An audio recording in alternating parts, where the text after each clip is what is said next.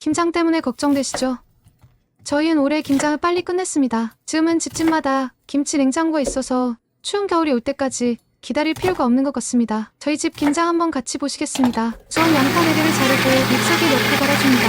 믹서기를 사용하니 양파가 매끈하게 갈아진 것을 확인할 수가 있습니다. 배색에도 칼로 적당한 크기로 자른 다음 믹서기를 이용하여 매끈하게 갈아줍니다. 배는 기본적으로 물을 남아서 쉽게 잘라지고 믹서기에도 손쉽게 갈아지는 것 같습니다. 다음은 청각인데요. 청각은 은은한 바다향이 나는 해초류로 풍미가 좋아질 뿐만 아니라 시원하고 아삭한 식감을 유지해주는 역할을 합니다. 또한 청각은 식이섬유가 풍부해 콜레스테롤과 갑상선 호르몬 조절, 장건강 증진, 염증 억제, 골다공증 및 빈혈 예방에 좋습니다. 그 영상으로 보이는 2개의 냄비에는 김장용 찹쌀풀을 넣어 만든 김장용 육수 2kg이 들어있습니다. 찹쌀풀과 육수를 따로따로 만든 후 2개를 합쳐주는 것입니다. 시간상 미리 만들어 놓았는데 육수는 황태물이 5개 내지 6개, 다시마 4개, 멸치 400g, 양파 4개, 대파, 포도버섯을 만들었어요. 사실 김장육수를 만들 때 재료는 딱 정해진 것은 없습니다. 추가 재료를 넣어도 좋습니다. 약 1시간 정도 끓인 후 채를 걸려서 맑은 육수를 준비하시면 됩니다. 육수를 사용하는 이유는 고춧가루를 풀어주고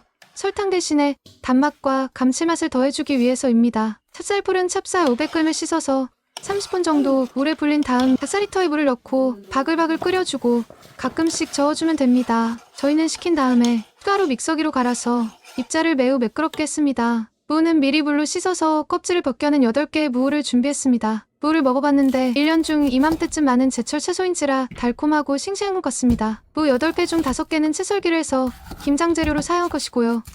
나머지 3개는 칼로 자른 후 믹서기로 갈아서 사용할 것입니다. 믹서기로 갈아버리면 무의 영양소가 김장 양념에 빨리 스며들기 때문입니다. 그래서 지금은 3개만 칼로 자른 후 믹서기로 갈아보겠습니다. 이제 본격적으로 김장 양념을 만들어 보도록 하겠습니다. 장소를 넓게 사용하기 위해서 인터넷에서 파는 김장용 매트를 준비했습니다. 홍갓입니다.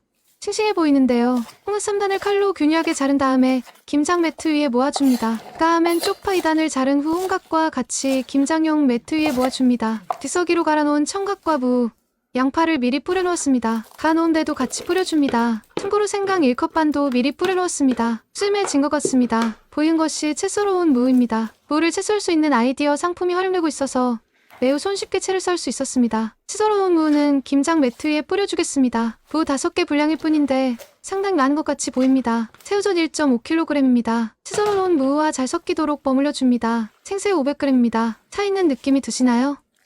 그렇지 않다고요. 냉장고에 보관했던 종이컵 6컵 분량의 마늘입니다. 비닐봉투에 넣어 냉장고에 넣어놓았더니 꽉 뭉쳐져 있었던 것 같습니다. 그 다음 멸치 액젓 1.5kg입니다. 멸치 액젓은 젓갈의 일종이고 멸치에 소금을 넣어 발효한 발효식품입니다. 발효시간은 상온 15도의 환경에서 약 2개월 내지 3개월이 소요됩니다. 설탕 500g도 뿌려주고 매실액 1.2kg을 뿌려줍니다. 제실청이라고 들어보셨죠?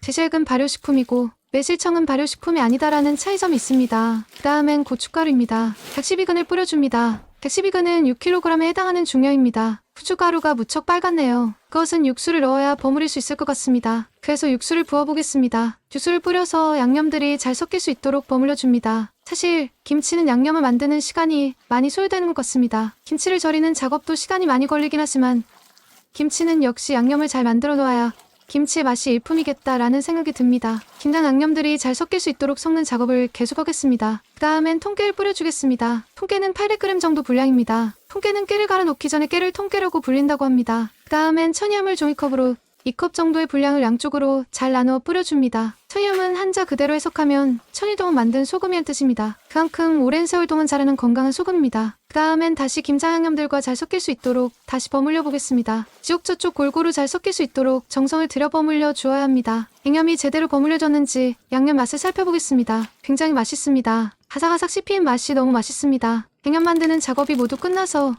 이제는 진짜 김장김치를 만들겠습니다. 그런데 무엇보다도 배추가 중요합니다. 배추.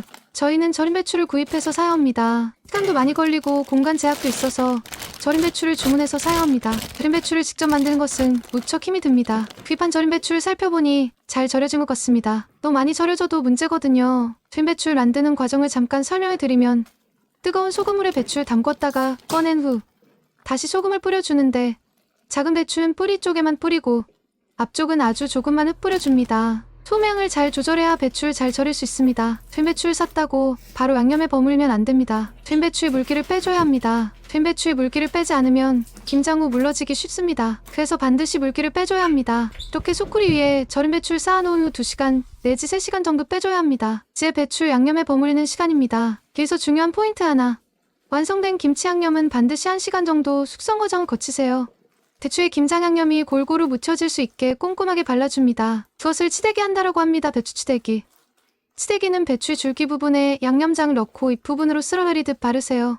한쪽부터 양념을 바르기 시작합니다. 한 장 한 장 양념장을 골고루 발라주세요. 배추 한 잎에 양념을 바르고 또 다음 장으로 넘어가서 또 한 잎 한 잎 정성껏 발라주고 이런 몇 번의 과정을 통해 배추 한 포기의 양념 작업이 완료됩니다. 배추가 크다면 반으로 잘라 사용하세요. 배추 한 포기의 양념 치대기가 전부 끝나면 마지막에는 배추 앞부분의 겉잎을 이용하여 배추가 흐트러지지 않도록 감싸주면서 예쁜 모양으로 하나의 김장배추를 완성해주세요. 무 완성된 김장김치는 김치통에 차곡차곡 넣으세요. 소로 살살 눌러가며 담아주시고 중간중간 듬성듬성 썰어놓은 무도 넣고 뚜껑을 닫고 상온에서 2일 정도 보관하세요.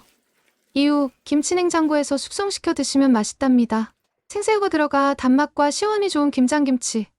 이제부터는 직접 김치를 만들어 드시는 것을 추천드립니다. 양념장이 남는다면 냉장 보관한 후 김치가 끓었을 때 배추만 사서 김치를 만들어 드시면 너무 좋습니다. 6통 반의 김치가 완성. 감사합니다.